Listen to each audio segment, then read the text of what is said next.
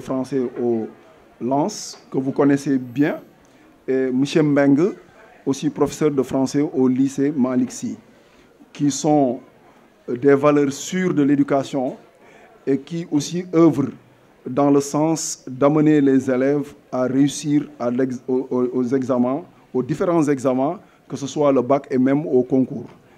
Et donc vous êtes là aujourd'hui et vous n'êtes pas sans savoir qu'on est aujourd'hui à quelques encablures de l'examen du baccalauréat. C'est vrai que nous sommes là pour parler de français, pour parler de méthodologie, pour parler de littérature, mais essentiellement pour parler de comportement, d'attitude. Parce qu'un élève peut apprendre, parceriser, maîtriser ses leçons et arriver au jour de l'examen, voilà, avec le stress, avec un mauvais comportement, une mauvaise conduite, et il risque de passer à côté. Et je pense que donc, nous sommes aujourd'hui venus ici pour parler de tout cela.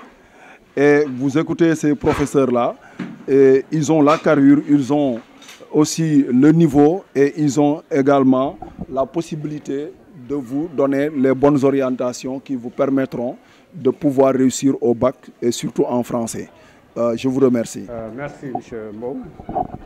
Et merci également à M. Mango et M. Mbeng, des professeurs émérites. Je pense qu'aujourd'hui, vous allez tirer le maximum de profit à cet entretien avec ces professeurs. Je vous remercie également, chers élèves, de bien vouloir assister à cette rencontre pour la littérature. Donc, je pense que vous allez faire des échanges très fructueux avec vos professeurs. Et je pense que c'est tous les établissements de la ville de Thiès qui sont là, Thiès-Ville. Il y a le lycée Malick Sy, qui accueille. Et quels sont les autres établissements? Il y a Amélie Ndaksek, ils sont là. Il y a également Fayou, ils sont là. Il n'y a pas Fayou. Ok, ils n'ont pas de place. Il y a Jules Sagnan, ils sont là. Ah d'accord, donc je ne vais pas être long. Je vais vous laisser avec M.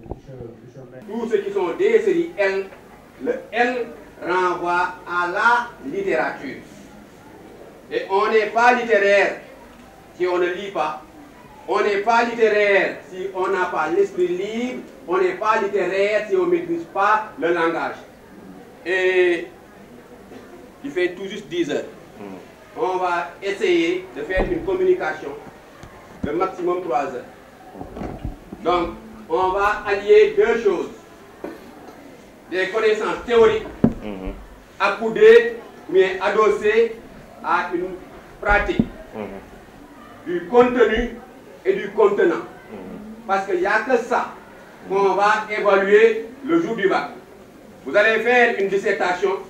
Si vous ne maîtrisez pas la méthodologie de la dissertation, vous passerez à côté. Vous allez faire un commentaire. Si vous ne maîtrisez pas la méthodologie des commentaires suivis ou composés, vous passerez à côté. Vous allez faire un résumé suivi de discussion. Si vous ne maîtrisez pas la méthodologie, vous allez passer à côté. Donc la méthodologie devient le contenant. Il faudrait vraiment revisiter vos méthodologies. Le reste, c'est le contenu. C'est les cours théoriques. Et les cours théoriques, on ne peut pas nous, par respect même à nos collègues, par respect à d'autres brillants professeurs qu'on aurait pu choisir, venir ici, vouloir vous entretenir de ce que des collègues ne vous ont pas dit pendant 9 mois ou bien même pendant 3 ans. Quand je dis bien pendant 3 ans, l'élève qui va au bac, qui se doit de comprendre qu'on n'évalue pas seulement le programme de la terminale, mais on évalue le programme de ce qu'il a appris au minimum de la seconde à la terminale. Je peux même remonter plus loin, de la 6e à la terminale. Bref, comme on doit vous en tenir de la littérature, de manière très théorique, révision. Mbengue me connaît avec une certaine formule, l'art de faire du tunkisme. Beaucoup d'élèves sont là en se posant une question. Détrompez-vous. Li génn ba xamuñu ko. Té buñ ko xamone sax duñ leen ko wax. Mais xam nañ ko té dinañ leen ko wax. Li génn yéen itam xam ngeen ko. Vous savez ce qui va sortir, n'est-ce pas?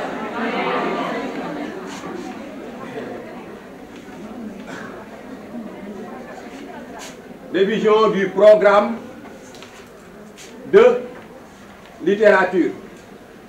Littérature enseignée au second cycle. Moi, je le résume en 7 points.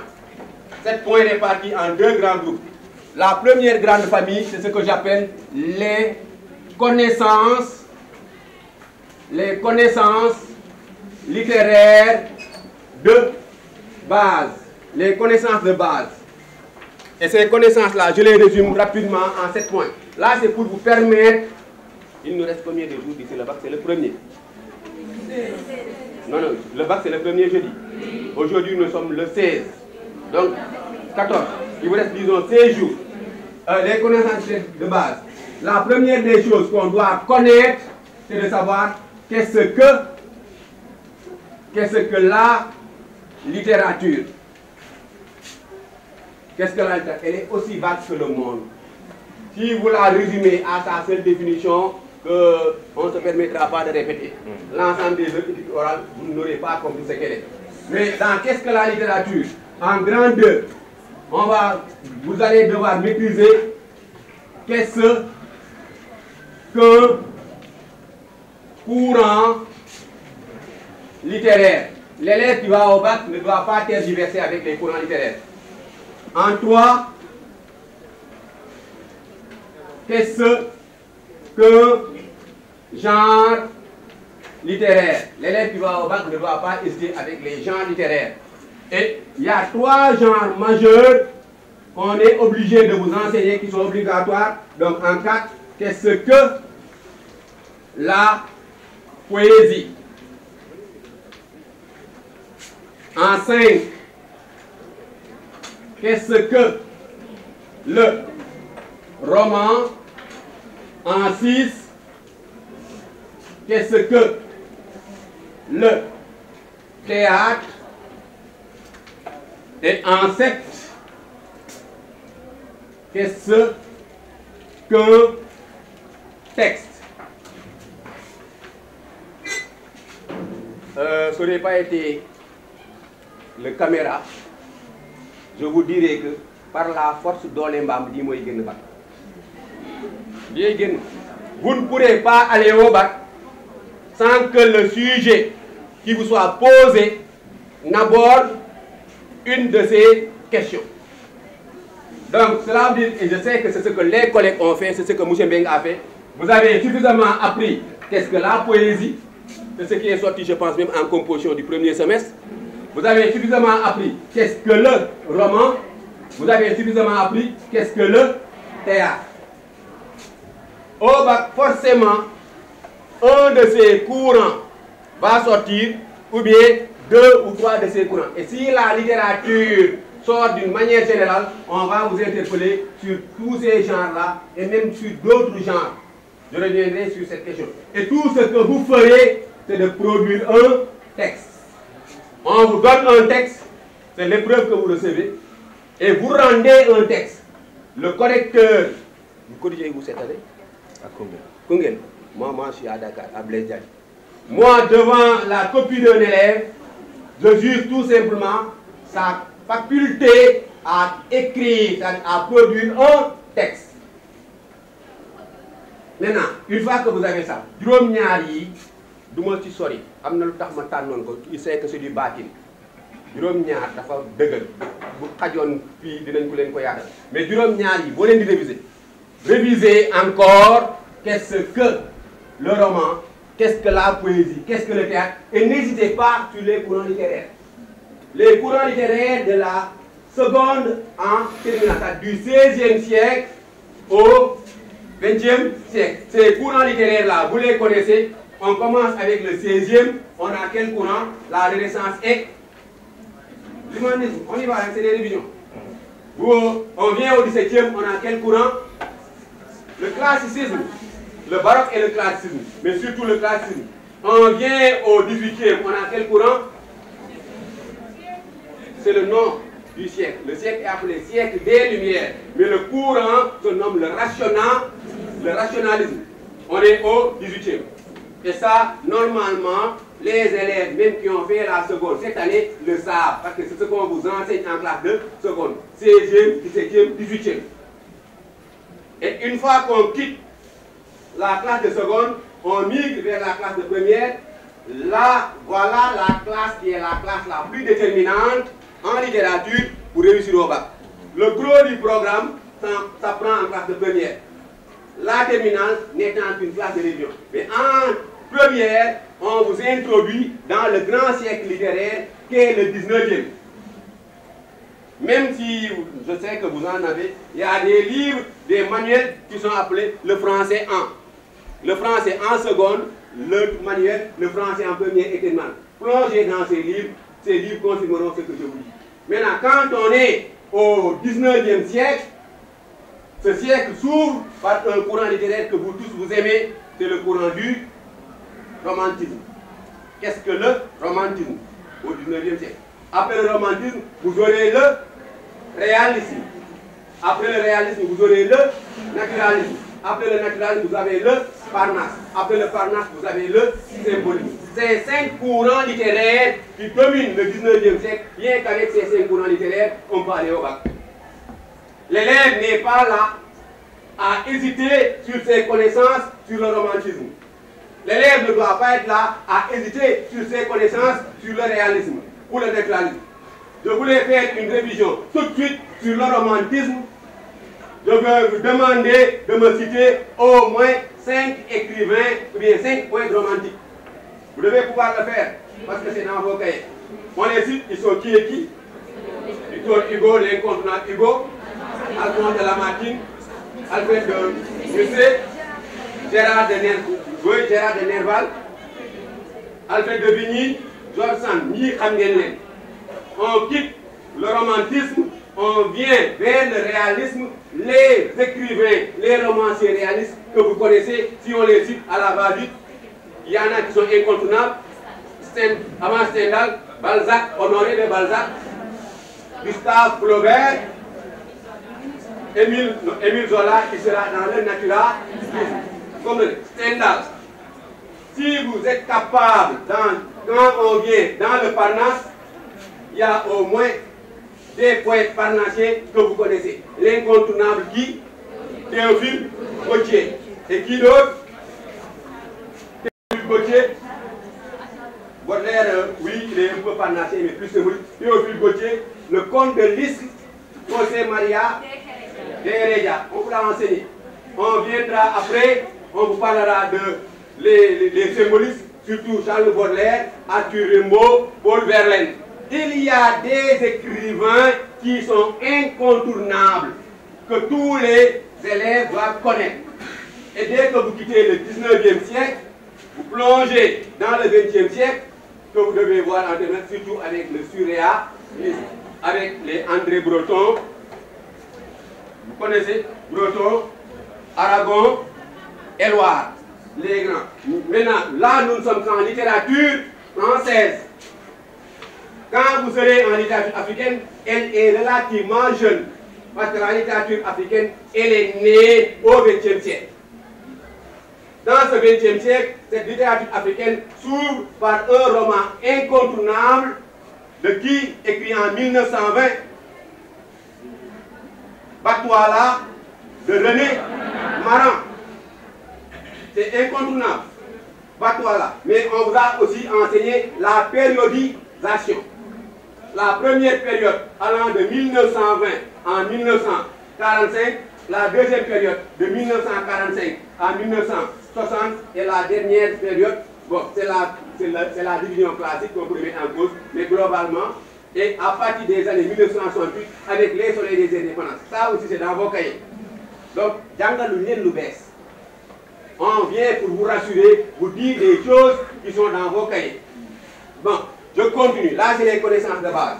Élève, s'il veut réviser son cours sur la poésie, il dit qu'est-ce que la poésie? Tout simplement. Et dans la question, qu'est-ce que on cherche? Des définitions, une ou plusieurs définitions. L'élève doit être capable à chaque chose d'avoir une pluralité de définitions. Là, la littérature rejoint la philosophie. En philosophie, tous les concepts admettent des pluralités de définitions. Des définitions selon des écrivains. Il y a une définition standard que vous trouverez dans le dictionnaire, mais il y a aussi des définitions selon des auteurs. Moi, je peux me dire, qu'est-ce que la poésie? Comment Victor Hugo conçoit la poésie? Comment Lamartine conçoit la poésie? Comment Senghor? Tous les poètes peuvent avoir leur vision de la poésie. Juróom-ñaari question yi boo leen ci jàng par jour téye ngeen ko. Maintenant, après il y a les connaissances en deux, les connaissances secondaires. Les connaissances secondaires ou les connaissances auxiliaires. Quand on dit seconder quelqu'un veut dire quoi? Venir l'aider. Un auxiliaire aide à. Pour conjuguer les verbes au temps composé, on a besoin des auxiliaires. Maintenant, ces connaissances secondaires auxiliaires viennent aider les connaissances de base. Ces connaissances-là sont les piliers. Aucun de nos élèves ne doit aller faire le bac en hésitant sur ça. Et heureusement qu'on vient d'en avoir la confirmation. Tous les collègues l'ont fait et vous l'avez maîtrisé. Donc, maintenant, dans les connaissances auxiliaires, en 1, on se dit quels sont les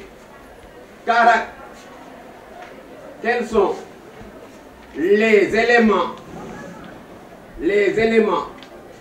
constitutifs et les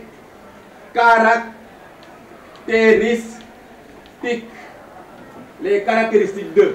Vous m'excuserez, hein, je n'ai pas l'élégance de M. Mbeng, moi j'écris comme, voilà, avec mes papiers.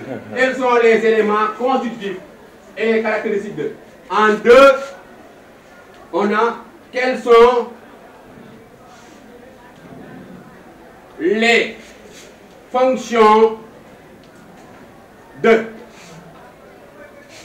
Et quelles sont les fonctions de? En 3, quels sont les thèmes majeurs de.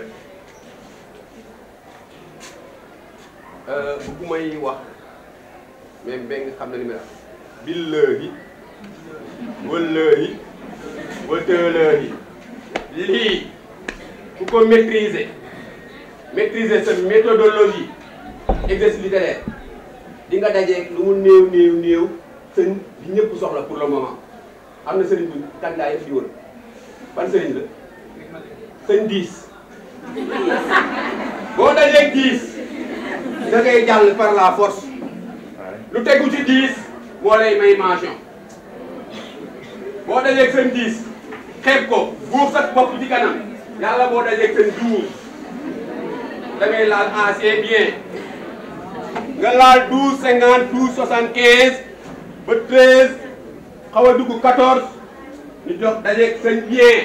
Oh sëñ bien ku ko am gorel bak nga laal mention bien gorel soo aayee wóolu sa bopp xeebal bien waril sëñ très bien nag yem fa nga dëpp bul baadool sëñ excellent kenn dajeeroog moom ba. Donc ñii comment vous allez procéder pour révision? On vous donne des tactiques de révision parce qu'après on va aller à la phase pratique. Vous voulez réviser la poésie. Vous vous posez la question, qu'est-ce que la poésie? Vous avez la définition classique qu'on donne de la poésie qui se trouve dans tous les manuels, qui se trouve dans les dictionnaires que vos profs vous ont donné, la poésie comme un art du langage, etc. Mais vous avez aussi des définitions de la poésie selon. Et les définitions de la poésie selon sont souvent des citations d'auteurs.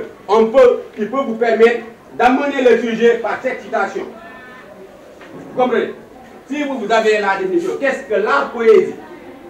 Le prof qui fait son cours sur la poésie, il intitule son cours esthétique d'un genre littéraire, la poésie. L'esthétique d'un genre, c'est comment faire ce genre. Comment ce genre est constitué. Donc, quels sont les éléments constitutifs? C'est-à-dire, quels sont les éléments qui forment, qui composent, qui constituent la poésie? Des éléments sans lesquels on ne peut pas dire que notre texte est un texte poétique. Parce que les éléments constitutifs de la poésie ne sont pas les éléments constitutifs du roman, ne sont pas les éléments constitutifs du théâtre. Les genres littéraires diffèrent au niveau de leurs caractéristiques. Et ces éléments constitutifs sont un peu l'esthétique, sa forme, la manière de faire. Quels sont les éléments constitutifs, c'est-à-dire quels sont les éléments qui composent. Et après, quelles sont les caractéristiques. C'est quoi une caractéristique? Caractériser une chose. Vous comprenez? Quelles sont les caractéristiques de la poésie?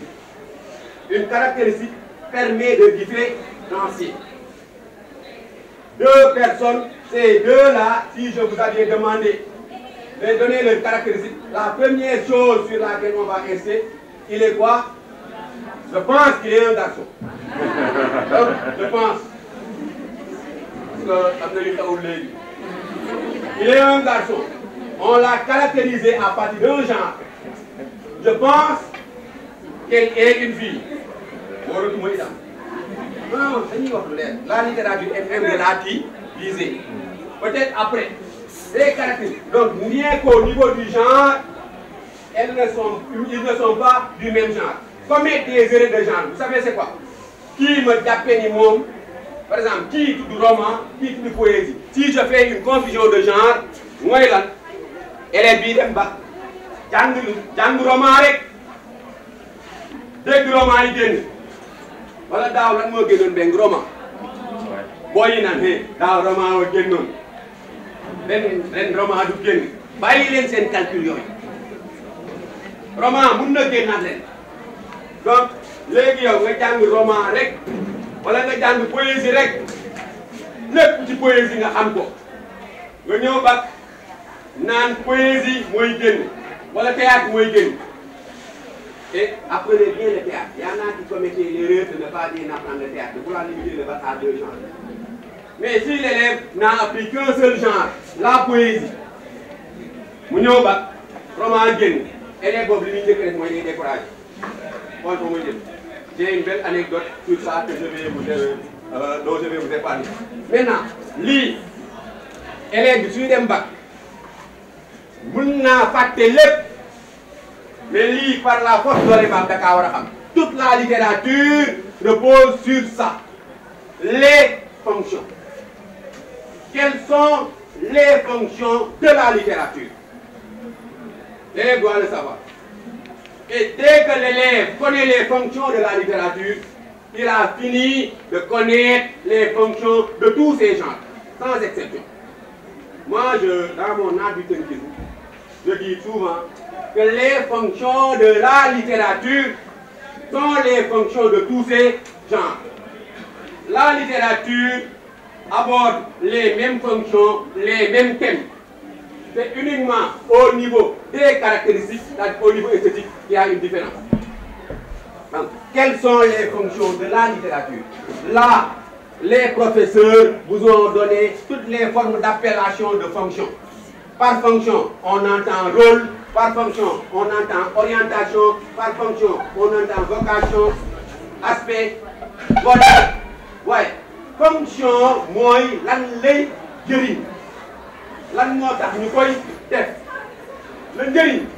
Lan moo tax à un moment, les humains ont ressenti le besoin de faire de la littérature.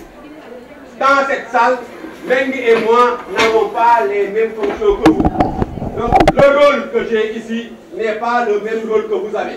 Moi, j'ai pour fonction de vous dispenser des connaissances. Prenez une équipe de football, il y a quelqu'un qui est dans les buts qu'on appelle gardien de but. Il y en a qui sont devant la défense qu'on appelle les défenseurs. Il y en a qui sont au milieu qu'on appelle milieu de terrain. Il y en a qui sont en attaque qu'on appelle des attaquants. Le premier rôle d'un attaquant, c'est pas d'attraper la balle avec ses mains, c'est d'attaquer. Le premier rôle d'un milieu de terrain, c'est d'être au milieu et d'être un distributeur de passes, d'organiser le jeu. Le premier rôle d'un défenseur, c'est de défendre ses buts. Le rôle du gardien de but, c'est de garder les buts. Fonction, moi, rôle. Vous comprenez? Les fonctions de la littérature sont les fonctions de tous ces genres. Quels sont ces genres? La poésie, le roman, le théâtre. Ce sont les trois genres majeurs. Mais je ne commettrai pas la bêtise de vous dire que la littérature n'a que ces trois genres. Non. La nouvelle est un genre littéraire. L'essai est un genre littéraire. Le conte est un genre littéraire. L'épopée est un genre littéraire. Les proverbes, les mythes, les légendes même sont des genres littéraires. Et là, vous ne le comprendrez que quand vous reviendrez à la définition de la littérature. La définition la plus laconique. Qu'est-ce que la littérature? L'ensemble.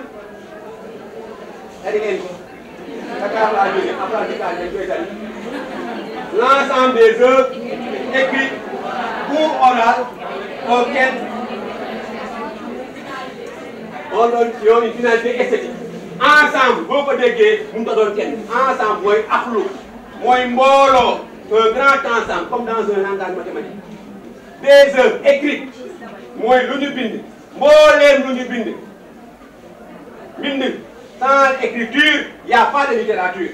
Étymologiquement venant du latin littera qui veut dire l'air. De littera, on a dérivé litteratura qui veut dire écriture. Comme quoi, pour valider la thèse de la tabula rasa, les Occidentaux ont voulu dire que l'Afrique n'a pas de littérature. Mais comment ces peuples qui n'avaient pas une tradition écrite se sont rendus compte que tout ce que les Blancs, tout ce que le colonisateur a apporté et mis dans des livres, eux, ils l'avaient, mais ils le transmettaient de génération en génération. Ça vous permet de comprendre cette fameuse citation de Amadou Hampâté-Bâ. En Afrique, un vieillard traditionnel qui meurt est comme une bibliothèque non utilisée publique. Si l'Europe a développé une civilisation de l'écriture pour garder son savoir dans les bibliothèques, en Afrique, on a développé une civilisation de l'oralité qui faisait que nos savoirs étaient gardés dans nos mémoires et se transmettaient de génération en génération. Donc la littérature orale prend toute sa dimension et toute son importance. Et par littérature orale, les genres oraux qu'on vous a enseignés, n'allez pas dire qu'on ne l'a pas fait, c'est pas vrai. Ils ont fait le compte. En seconde, les contes d'Amadou Koumba, les nouveaux contes d'Amadou Koumba, le pagne noir de Bernard Dadier, les mille et une nuits, ça ce sont des contes. Le conte est un genre étudié en seconde. Vous dernier seconde. C'est comme les élèves qui diront qu'ils n'ont pas fait le théâtre. Non, le théâtre a été fait en seconde. En seconde, vous avez fait le théâtre, vous avez fait le théâtre classique de Jean Racine, vous avez fait le Cid de Pierre Corneille, vous avez fait Horace, vous avez fait Antigone, vous avez fait la comédie de Molière. Vous connaissez le genre théâtre, ça a été aussi étudié en seconde. Mais donc, si l'élève sait que la littérature, c'est l'ensemble des œuvres écrites ou orales, mais la valeur, l'aspect esthétique, esthétique, c'est l'art de faire la chose. Tout parler n'est pas un parler littéraire, toute écriture n'est pas une écriture littéraire. Littéraire, littérature, c'est le. Xam nga lu ko tax a jóg neex fonction neex fonction ba neex boo koy traduire c'est quoi? C'est le plaisir. On fait de la littérature non pas pour pleurer. Je vais vers le livre, c'est pour éprouver un certain plaisir. Le plaisir de la lecture. J'écris aussi parce que j'ai le plaisir d'écrire.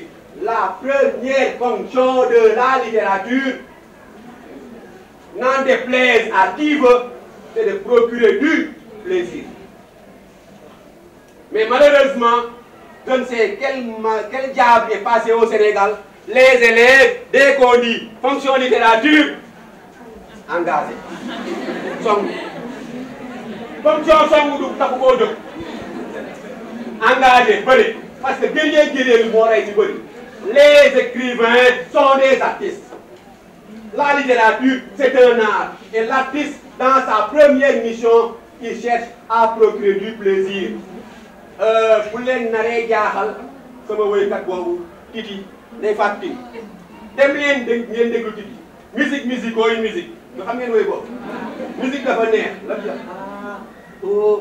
mu wax ci musique yëpp jël leen loolu ngeen dugal fa littérature dafa neex day bégal xol da lay yee la mu ci wax yëpp c'est la même chose dans l'aspect de procurer du plaisir, on vient. Donc, il y a la fonction divertissante, la fonction évasive, la fonction esthétique, la fonction ludique, la fonction onirique. Onirique, c'est la fonction pour procurer le rêve. Donc, ici, divertissante, évasive, esthétique, peut-être même que j'en oublie, ludique, esthétique, des fois même lyrique. Je reviendrai sur ça. Pourquoi? Celui qui se divertit, télé, voilà que c'est là. Bon, il y a un divertissement. L'une est indi, ay pop, ay musique l'intégrale, voilà ay sketch. C'est pour vous procurer du plaisir. N'y a pas de divertissement, évasion, esthétique, ludique, onirique, c'est pour procurer du plaisir. Ndax am nag nit dañ koy bañ a wax neex moo ñu fi bàyyi neex a ñu tax a jóg toggal te neexul dañ la koy delloo waxal te neexul dañuy dem bala ko wax sax daa war a neex ndeg c'est pas ça. dañ lay jëppal te wax ci neexul. Non, je t'explique de là, il y a des choses que je suis devenu vieux. Mais wax day neex su neexee ci nopp lay jaar ñëw ci xol sa xol bi tex-texi ngay kontaan donc fonction neex moo tax a jóg littérature. léegi nag su amee luy xeexat sa neex su amee lu lay nar a xañ neex su amee lu lay nar a xañ bànneex soo amee fulla nooy def da ngay jóg jàmmaarloo moom da ngay xeex ak moom pour neex dellu si. Donc, quand l'écrivain décide de combattre tout ce qui entrave son plaisir, il est dans cette fonction qu'on appelle la fonction militante, que vous appelez maladroitement fonction engagée. Booy engagé dafa am lu nekk sa kanam xoolal mbër mi daa am lu nekk kanam mu war ko xeex daaneeg moom su ko daanee day jël ndam li dellu ci bànneex. Donc, dans la fonction militante, à chaque fois que l'écrivain et sa société sont confrontés à des fléaux, à des problèmes, à des difficultés, à des maux et des entraves. Je vis dans un pays où il y a un dictateur, je vis dans un pays où il y a une commune, un tyran. Décider d'écrire pour le combat, je suis dans la fonction militante. Et la dernière grande fonction qu'on pourrait donner, c'est peut-être la fonction didactique. Et didacticole. Et là, c'est que quand on nous formait, on nous disait que la littérature est dans le movere, dans le docere et dans le placere. Ce sont des choses latines. On évite de le dire. Movere, émouvoir. Placere, procurer du plaisir. Docere, devoir. Donc, fonction didactique, fonction militante, fonction procurer du plaisir. Tous les gens littéraires ont ces mêmes fonctions. Je pouvais en ajouter un peu la fonction thérapeutique quand le théâtre a pour mission de soigner, mais celui qui combat une maladie. Et celui qui combat la maladie veut retrouver le bonheur qui est le plaisir. Une fois que vous savez que tous les gens littéraires partagent les mêmes fonctions, c'est au niveau des caractéristiques et des thèmes qu'il y a une différence. Un sujet, le meilleur qu'on pourrait donner pour aller au bac, c'est de donner peut-être un sujet sur la littérature de manière générale. Et là, peut-être je dirais, la littérature a pour première vocation de procurer du plaisir. La littérature a pour première vocation de procurer du plaisir. Mais il peut arriver que dans certaines conditions, qu'elle s'engage à combattre les maux de la société et peut-être même donner des leçons. En un langage très terre à terre. Lors moi, pensez. On vous dira, dans un développement structuré, illustré d'exemples précis, vous montrerez que, et on reprend ce qu'on avait dit. Sujet pour ce qu'on a dit. Ban genre littéraire ngay boobu. Ban genre littéraire ngay boobu. Hein? Ban genre littéraire ngay boobu. Mais il peut arriver que dans certaines circonstances, elle se transforme en militantisme. Et peut-être même devenir, comment je l'avais dit, comment je l'avais dit. Vous comprenez? Mais ce que vous devez comprendre, quand un sujet parle de la littérature en général, vous ne l'abordez pas avec un seul genre. C'est cette erreur-là que je voulais vous faire éviter. Quand un sujet parle de la littérature, vous ne l'abordez pas uniquement avec le roman, vous ne l'abordez pas uniquement avec la poésie, vous ne l'abordez pas uniquement avec le théâtre. Vous ne l'abordez même pas uniquement avec des genres écrits seulement. Vous devez au minimum convoquer des genres écrits et des genres oraux. Quand je parle de la littérature en général, si vous la traitez sans convoquer un genre oral, c'est comme si la littérature se limite seulement à l'écriture. Et vous vous rappellerez qu'avec les genres oraux, on vous avait parlé de contes, on vous avait parlé d'épopées, on vous avait même parlé de proverbes. Mais ce qu'il y a lieu, ce tableau-là, ce que je me suis permis d'écrire, c'est permettre à l'élève que quand il veut réviser, de prendre un courant littéraire, d'avoir ses définitions, de voir ses caractéristiques et ses éléments constitutifs, de voir ses fonctions, de voir les thèmes majeurs. Et tous les professeurs dans tous les lycées du Sénégal ont fait ça. Le reste maintenant, avoir quelques citations d'auteurs sur les gens. Connaître quelques œuvres. Parce qu'on vous dira, à partir de vos connaissances littéraires, quand on parle du roman, l'élève, le mot des au minimum 5 romans en littérature française et 5 romans en littérature africaine.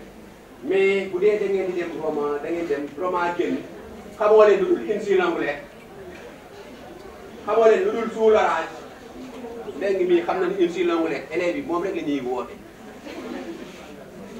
xam nga boo leen demee poésie xamoo leen lu dul Hugo les contemplations demee des lots bu ñu leen nee citation pour engagement ngeen tari ma bouche moom la ñëpp xam bu ñu nee dem leen citation pour roman réaliste ngeen indi Stendhal et son miroir. Le roman est un miroir, non. La palette, elle est large. Donc, en 30 minutes, j'ai voulu camper tout juste le débat pour que vous continuerez à la maison par des révisions personnelles à prendre. Parce que là où nous en sommes, dans l'art de faire du tenkisme, il faut aller à l'essentiel. Tout ce que les profs savent et tout ce qui est dans le cahier, vous ne pouvez pas le maîtriser. Mais maîtriser l'essentiel. Parce que vous allez à l'examen, vous avez une feuille double et vous y mettez qu'une feuille intercalée. Mais si vous avez retenu l'essentiel du cours théorique et vous maîtrisez la méthodologie, genre littéraire, comme l'on peut caractériser, aujourd'hui le théâtre, vous l'avez fait, vous connaissez les caractéristiques du théâtre.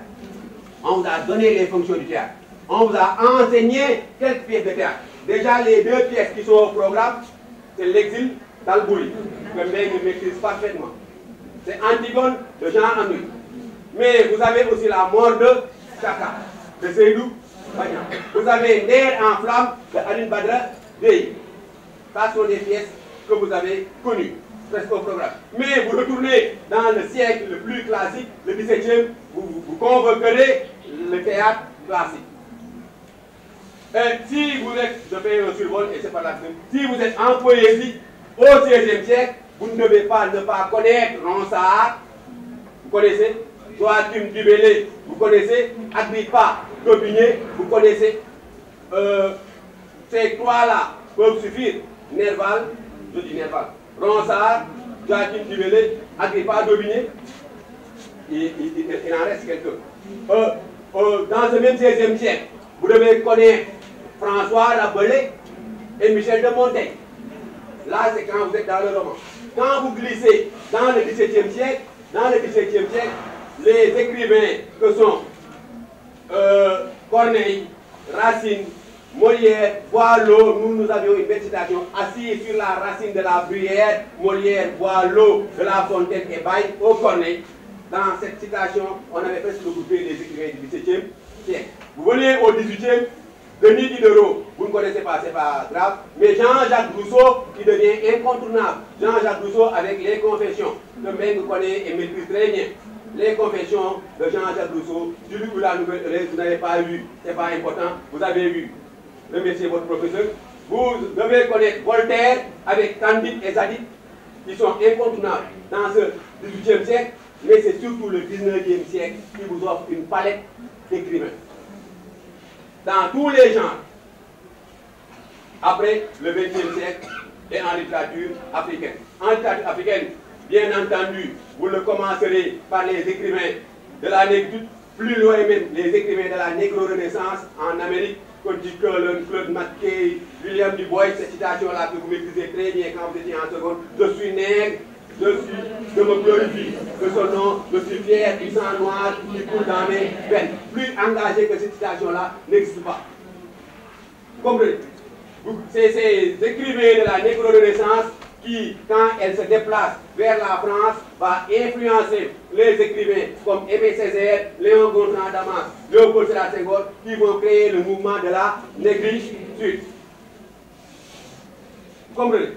Et surtout la période de contestation avec tous les romanciers qui ont fustigé l'occupation coloniale. Dans ce risque, vous avez Ferdinand Oyono, Une vie de Boy, Ferdinand Oyono, Le vieux nègre et la médaille, Mongo Petit, Le pauvre fils de Bomba, Ville cruelle, ces romans-là classiques. Vous avez un peu l'aventure ambiguë. Il y a une palette. Élèves, oui, examen. Genre littéraire, vous n'êtes.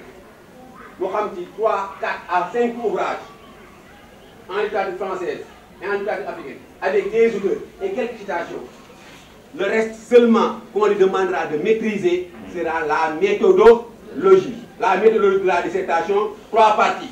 Introduction, développement, conclusion. Les parties qu'on doit avoir dans l'introduction, vous avez amené le sujet, poser la problématique, reformuler la problématique, problématiser, annoncer le plan. Je pense que c'est globalement développer un paragraphe. L'idée que vous posez, vous devez l'expliquer, l'argumenter, l'illustrer par des exemples, faire une transition, faire le bilan partiel, faire une transition, aller vers une deuxième partie. Idée, argument, exemple. Vous voyez vers la conclusion, les différentes parties de la conclusion, le bilan général, parce que dans les parties, il y avait le bilan partiel et un peu le point de vue, votre opinion personnelle comme deuxième partie obligatoire de la conclusion et en dernière partie, l'ouverture ou la perspective. J'ai fait combien de minutes? 30 minutes. 41, je voulais faire le temps d'une minute. 45 minutes pour faire un peu un volet théorique. Mais ce qui m'a plu, je ne vous ai rien dit de nouveau. Je n'ai fait que confirmer ce qui est déjà dit dans vos cahiers. Peut-être que je vous ai donné quelques astuces pour les réviser et dans la scène. Maintenant, il s'agira de passer à un aspect pratique. On mettra au tableau le danger, mais on en a parlé tout à l'heure, on s'est conseillé. Élève bi, loo ko bindal tableau, loolu lay dóoru par exemple. Dem fàtte li nga teg fële la mu jàngoon yëpp dem na monsieur Mbango ak monsieur Mbeng ñoo bindal lii. Tu taatu ko la mooy bankaas ñu ne xamuñu dara lu leer la ñu li leen wax fii sans aucune prétention, avec toute la modestie qui est ici, nit du ko teg parce que ci littérature rek lañ ko teg teguñu ko ci leen fa tabarakallah machallah. Alors, comme on avait annoncé tout à l'heure, je vais aborder la dimension technique.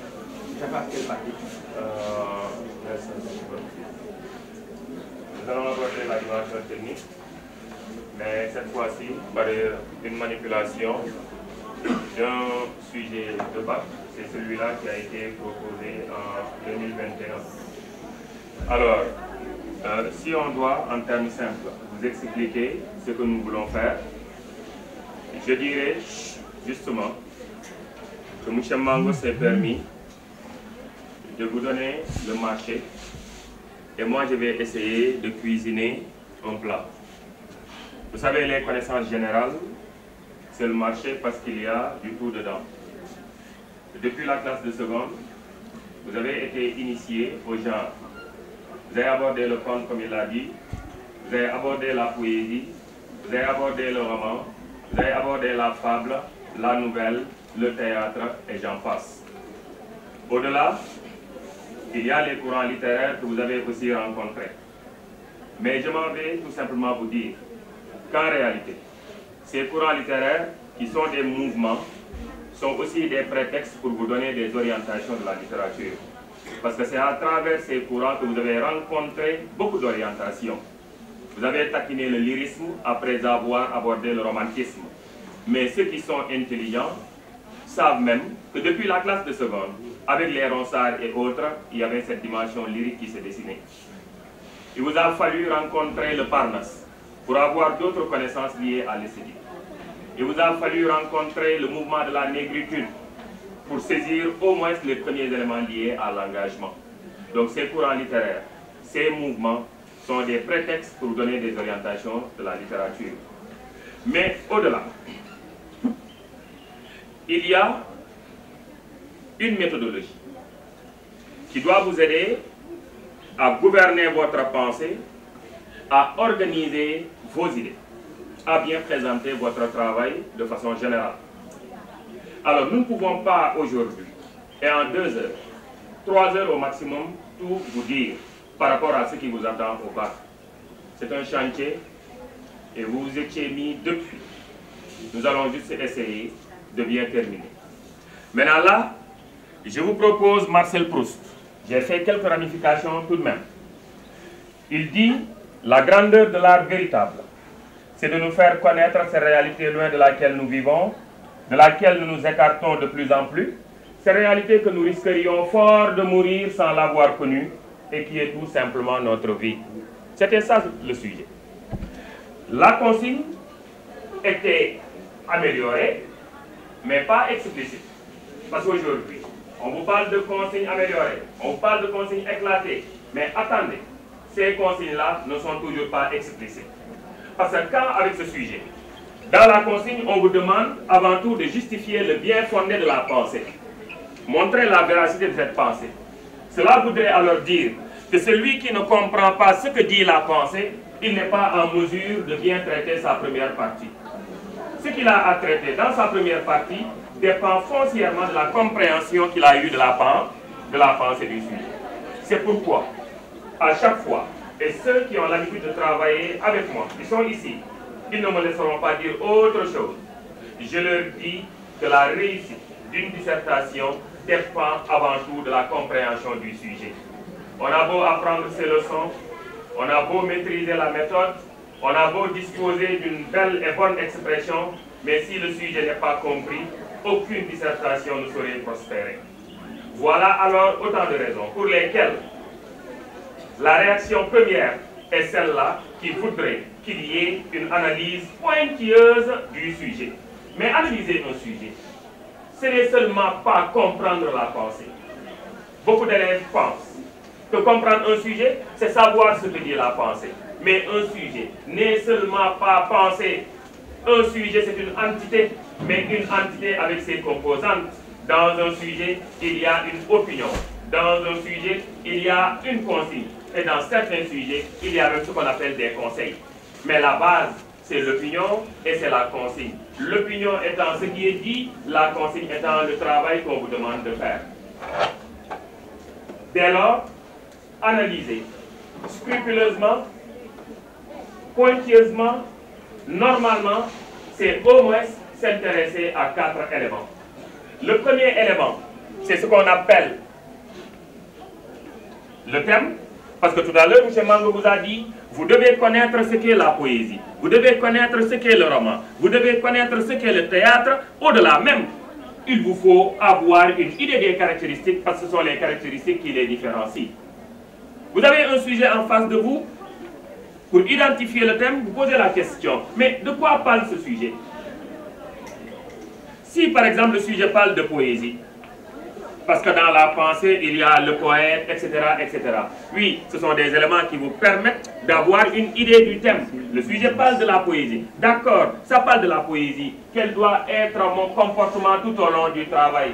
Parler de la poésie, rien que de la poésie, seulement de la poésie, exclusivement de la poésie et essentiellement de la poésie. Si jamais j'ose parler d'un genre littéraire autre, c'est parce que je veux inscrire mon travail dans un cadre hors sujet.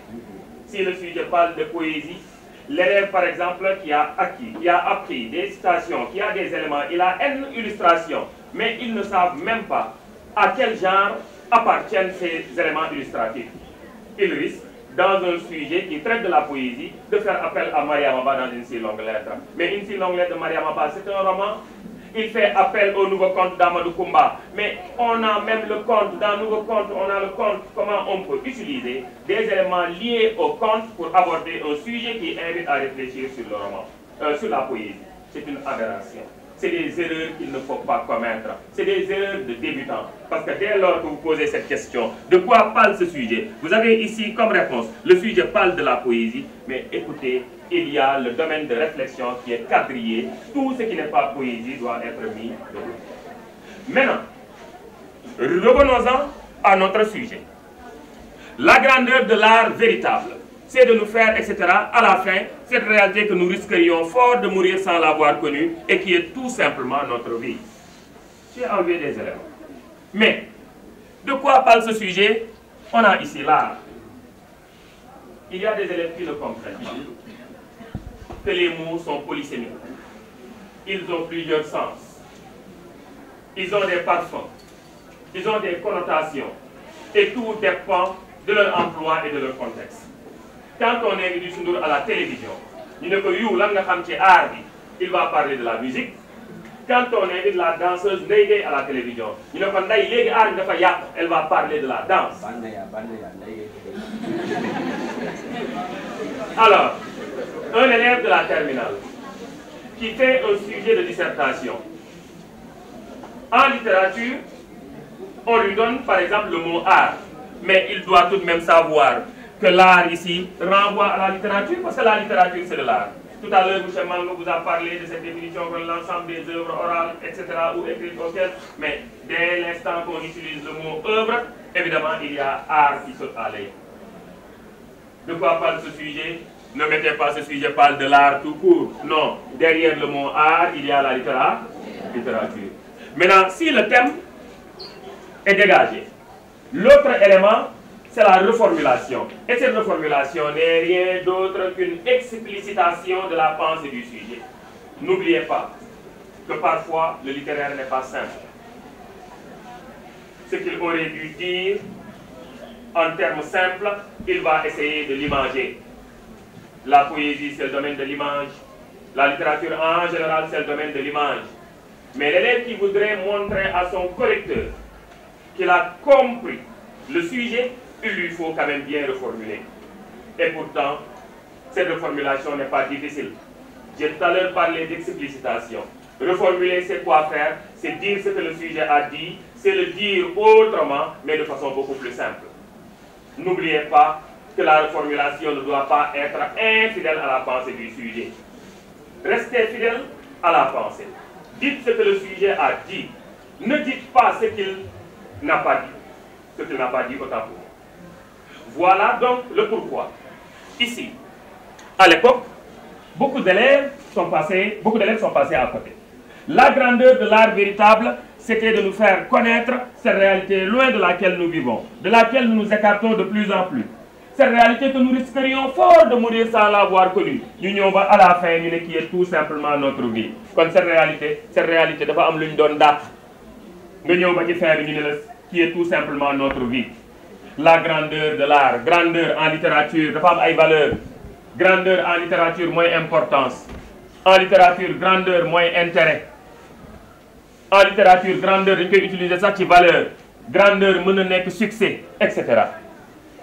Connaître ces réalités loin de laquelle nous vivons, de laquelle nous nous écartons de plus en plus, ces réalités que nous risquerions fort de mourir sans avoir connu et qui est tout simplement notre vie. Faire connaître la vie. Quand la littérature fait connaître la vie, quelle est la fonction parmi celles qui ont été dégagées par Mango? Quelle est cette fonction-là à laquelle ça peut correspondre? Il a mis ici la fonction didactique. Il a mis ici, très bien, il a mis ici la fonction didactique.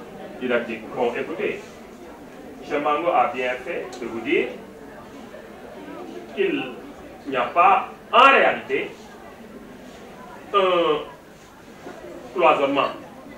C'est un package. Parce que dans un même ouvrage, on peut avoir une pluralité d'orientation. Une si longue lettre de Mariama Ba peut illustrer le divertissement.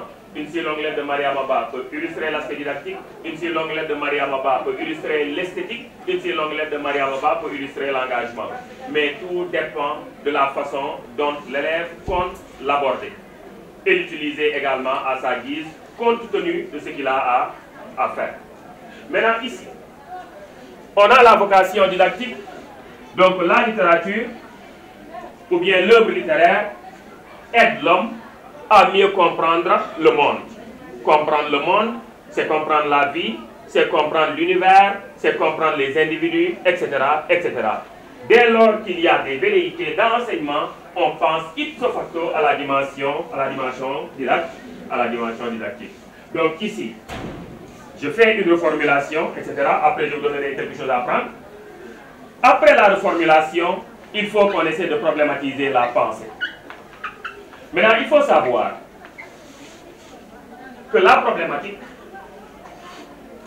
n'est qu'une interrogation axée sur le problème de façon à le nuancer, le remettre en cause pour se donner des possibilités de réponse différentes. J'ai l'habitude de dire qu'une pensée c'est un point de vue et un point de vue ne fait jamais l'unanimité. Wax ki ko génne gis-gisam la waaye gis-gis boo gis am na problème parce que gis-gis boo gis ñëpp ànduñu ci. En début d'année d'ailleurs j'ai eu à dire à mes élèves man de am na lu may xalaat mais leer na ma ne kenn partagé wu ko ak man sama point de vue la. Y en a qui ont cligné des yeux comme pour me dire ah loolu lan la war a mën a doon man leen man de taxaw naa sañ fëgg suma dënn ma ne àdduna bi maa fi gën yaay li ma wax nii xam sama point de vue la man du problème ci man maa xam fu ma jaar ak suma yaay waaye ku nekk tamit fi nga toog yaa ngi fa toog ne man de sama xel sama yaay de kenn gënu ko man it maa fi gën yaay kon ça veut dire quoi ba nga demee ba ne yow sa yaay kenn gënu ko yaa ngi remettre en cause bi may wax. Maintenant c'est quoi problématiser? Problématiser, c'est interroger la pensée du sujet lorsqu'il s'agit d'une orientation justement critique. Lorsqu'il s'agit d'une orientation critique, parce qu'il y a une autre façon de problématiser, tout dépend de la nature du sujet. Si c'est un sujet d'orientation critique, en tout cas, la problématique, c'est cette interrogation nuancée, exercée sur la pensée du sujet, de façon à l'ouvrir, la remettre en cause et se donner des possibilités de réponse différentes. Maintenant, ce qu'on appelle réponse, c'est chaque partie du développement. C'est pourquoi tout à l'heure, M. Mango vous a dit dans la conclusion, par rapport à toutes ces réponses, on vous demande même de se forger une opinion personnelle. Donc ici, de quoi parle ce sujet? Le thème est là. Qu'est-ce qu'on a dit? C'est reformulé. Qu'est-ce que cela pose? C'est la problématique. Problème amna. Dañ koy problématiser par une interrogation nuancée. Waaye bu ñu problématiser ba pare lan la ñuy soxlawaat? On a bien besoin du plan. Aujourd'hui, on vous facilite la tâche à hauteur de 80%. Parce que la consigne a changé. À l'époque, c'était quoi? Qu'en pensez-vous? Que vous inspire cette réflexion? Discuter cette pensée ou bien expliquer et discuter.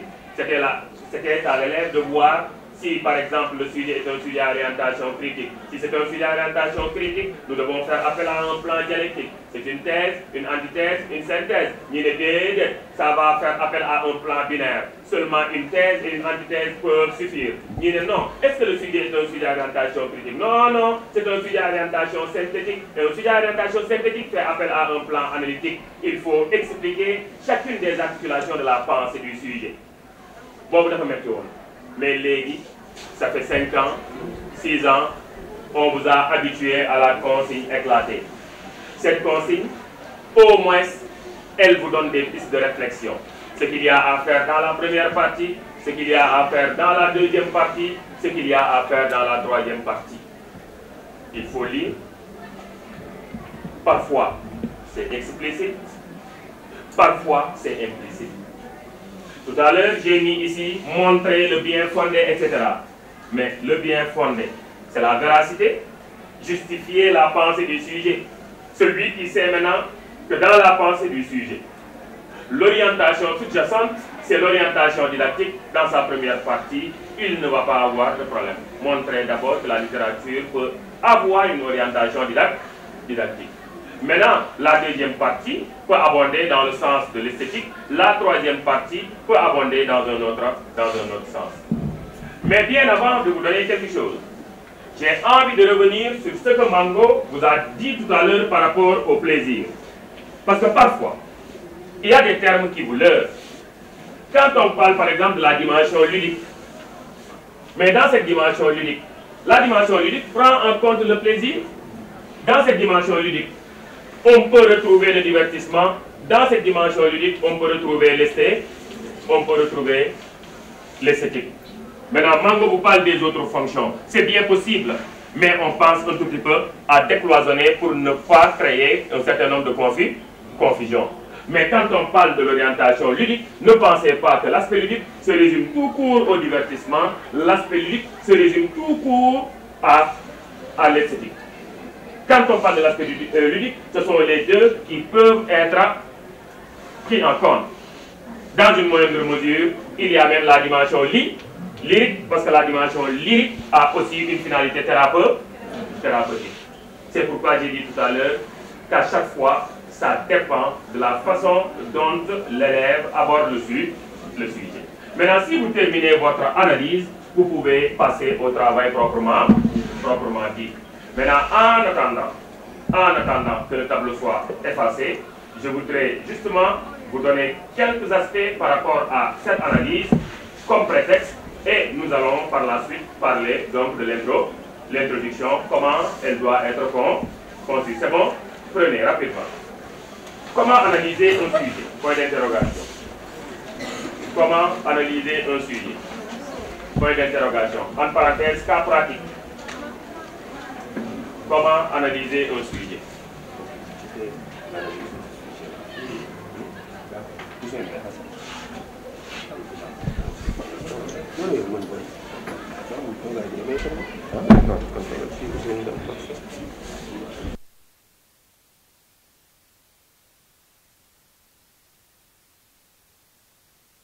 Cas pratique. Cas pratique. En parenthèse, cas pratique. Cas pratique. À la ligne 1 tiré. Bac 2021. Bac 2021. Après, on vous donnera le sujet pour y aller vite, pour ne pas faire trop de temps. Bac 2021. À la ligne. Analyser un sujet. Analyser un sujet. Analyser un sujet. Revient. Analyser un sujet.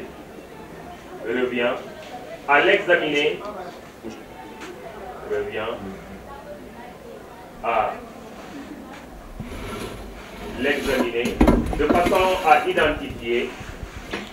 Revient à l'examiner de façon à identifier au moins, de façon à identifier au moins,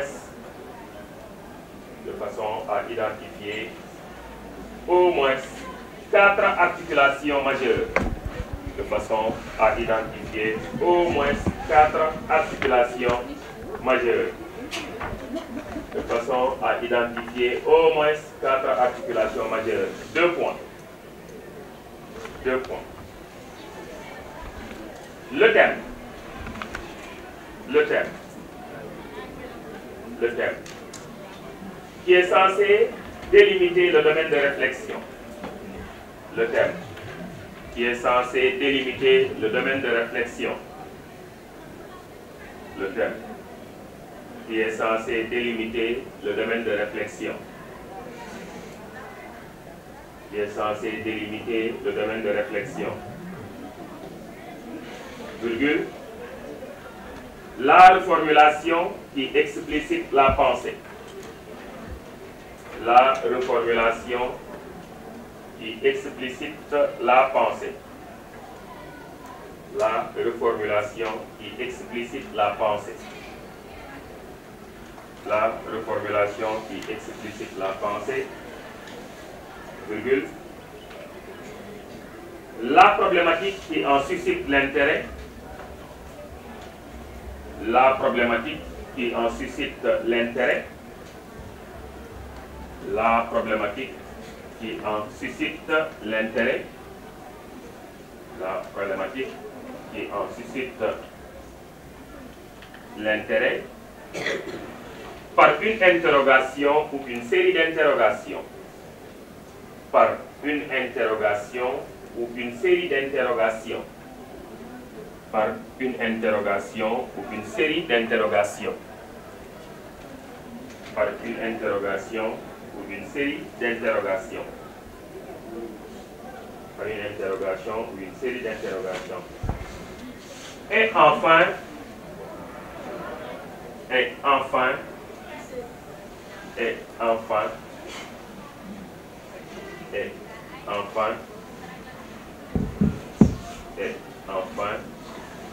l'exploitation de la consigne.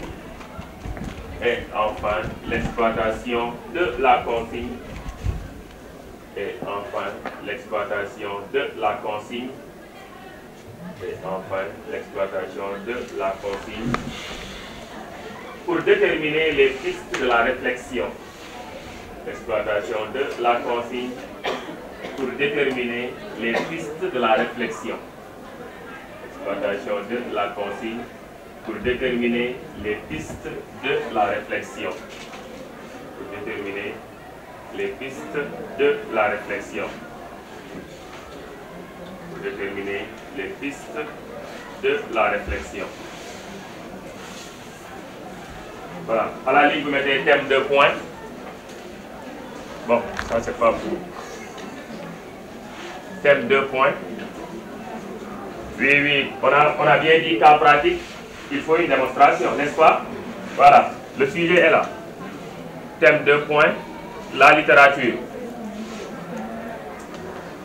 La littérature. Maintenant, n'oubliez pas ce que M. Mango vous a dit tout à l'heure. Lorsque ça invite à réfléchir sur la littérature, ne donnez surtout pas l'impression de quelqu'un qui n'a appris que le roman, de quelqu'un qui n'a appris que la poésie ou de quelqu'un qui n'a appris que le théâtre. Quand on vous invite à réfléchir sur la littérature, autant vous parlerez de la poésie, autant vous parlerez du théâtre, autant vous pouvez parler du roman et des genres oraux tels que le conte et j'en passe. Vous comprenez un peu? Donc si vous traitez de la littérature, n'oubliez pas que les genres littéraires doivent constamment justement accompagner vos arguments. Il faut alterner, il faut changer, il faut diversifier. Donc thème, c'est la littérature. Reformulation.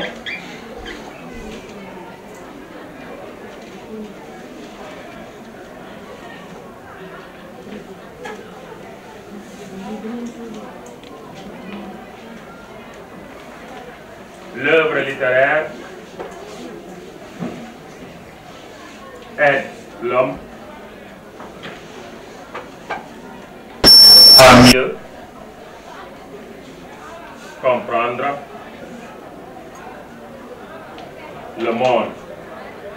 Aide l'homme à mieux comprendre le monde.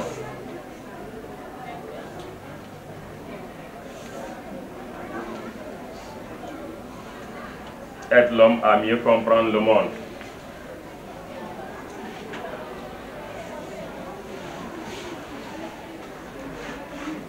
L'œuvre littéraire aide l'homme à mieux comprendre le monde.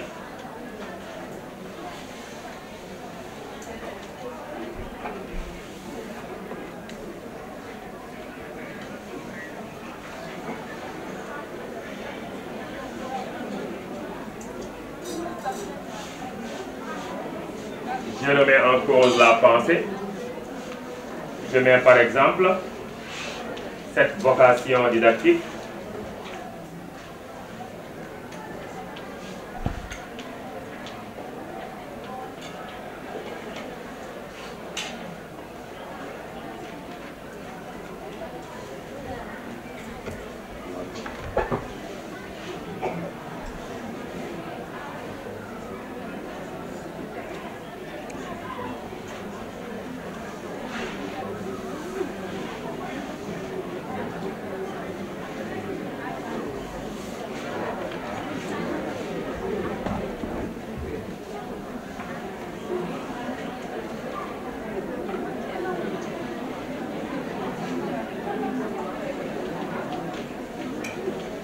Cette vocation didactique suffirait-elle à définir absolument la littérature? Madame, l'intérêt de la littérature dépend seulement de sa vocation didactique. Est-ce que l'intérêt de la littérature dépend seulement de sa vocation didactique? Ça ouvre des perspectives comme pour montrer que dans d'autres cas, la littérature peut avoir d'autres intérêts ailleurs.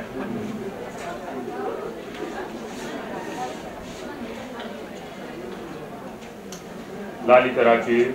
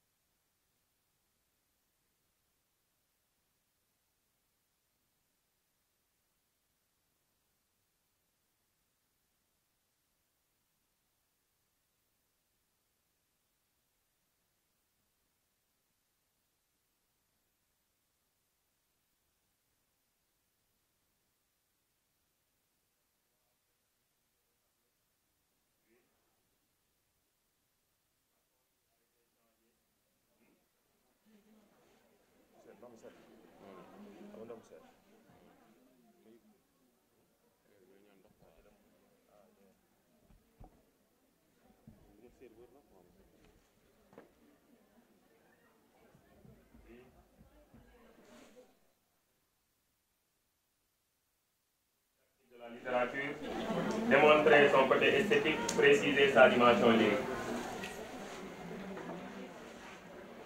Très accessible pour les gars. Très accessible.